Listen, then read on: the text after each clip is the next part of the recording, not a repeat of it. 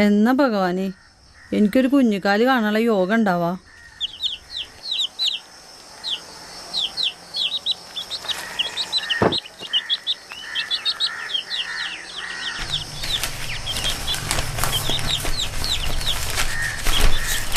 രണ്ട് വർഷമായി കല്യാണം കഴിഞ്ഞിട്ട്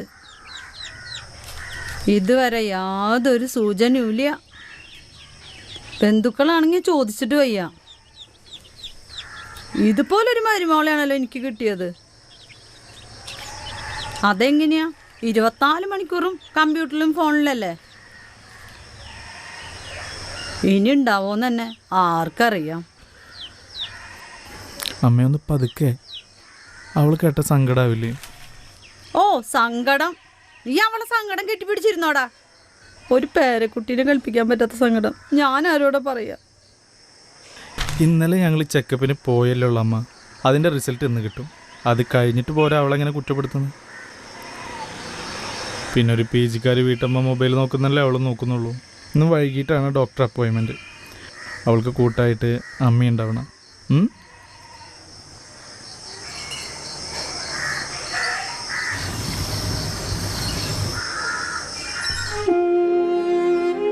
അമ്മയെ നിനക്കറിയാവുന്നല്ലേ ലക്ഷ്മി? അമ്മ പറയുന്നതിലും കാര്യമില്ലേട്ടാ. അച്ഛൻ മരിച്ചാൽ പിന്നെ ഏട്ടനെ വളർത്തിയതല്ല അമ്മയല്ലേ. അതിന് അങ്ങനെയുള്ളൊരമ്മയ്ക്ക് മകൻ്റെ കുഞ്ഞിനെ ലാളിക്കാനുള്ള മോഹം അത്ര തെറ്റൊന്നുമല്ലല്ലോ. അപ്പൊ അവ എത്ര ആഗ്രഹിച്ചിട്ടുണ്ടാവും ഒരു കുഞ്ഞിക്കാല് കാണാൻ. എനിക്ക് വിഷമമൊന്നുമില്ല. ഏട്ടൻ മറ്റൊരു വിധത്തെ കുറിച്ച് ചിന്തിക്കണം. അമ്മ പറയും പോലെ ഞാനൊരു ഒരൊറ്റ കീറ് വെച്ച് തന്നാണ്ടല്ലോ. രാവിലെ തന്നെ കല്യാണാലോചന കൊണ്ട് വന്നേക്കുക, അതും സ്വന്തം ഭർത്താവിന്. കൊള്ളാം. നോക്ക്, ഇന്ന് ഹാഫ് ഡേ ലീവ് ഞാൻ പറഞ്ഞിട്ടുണ്ട്. ഞാൻ വരുമ്പോഴേക്കും ഹോസ്പിറ്റലിൽ പോകാൻ ഒരുങ്ങിയെന്നോണം.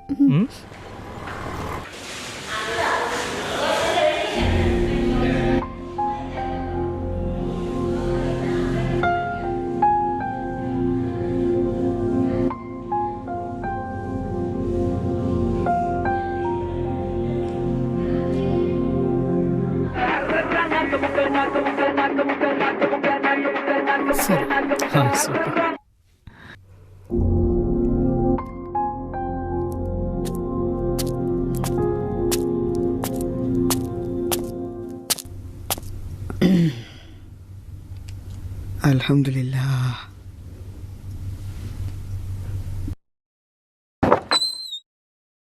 ലക്ഷ്മി മിഥുൻ,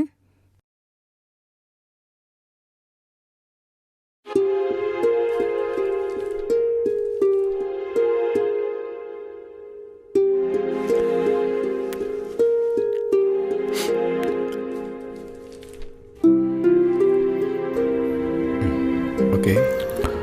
റിപ്പോർട്ട് പ്രകാരം കാര്യമായിട്ടുള്ള കുഴപ്പങ്ങളൊന്നും കാണുന്നില്ല. ലക്ഷ്മിയുടെ റിപ്പോർട്ടിൽ എല്ലാം ഓക്കെയാണ്.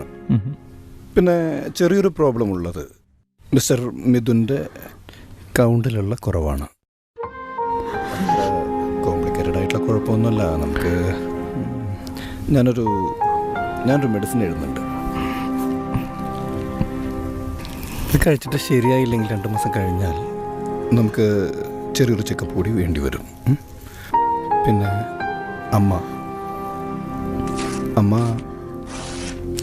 മകളെ നല്ലവണ്ണം ഒന്ന് ശ്രദ്ധിച്ചോളൂ. കാരണം ഭർത്താവിന് കൂർക്കം വലി കൂടുതലാണ് എന്ന നിസ്സാര കാരണം പറഞ്ഞുകൊണ്ട് വിവാഹമോചനം വേണമെന്ന് വാശി പിടിക്കുന്നവരുടെ കാലമാണ്.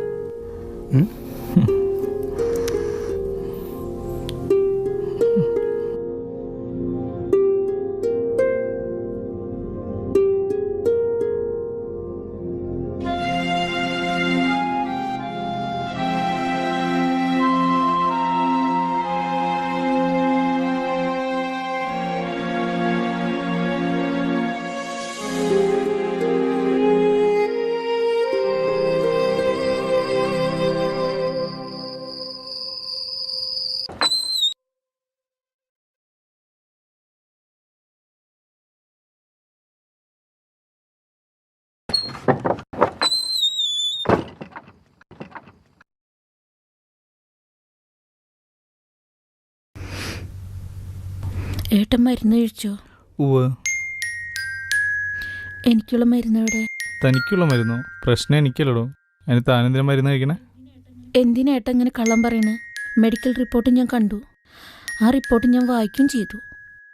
ഡോക്ടറെ കൊണ്ട് കള്ളം പറയിപ്പിച്ചാലേ.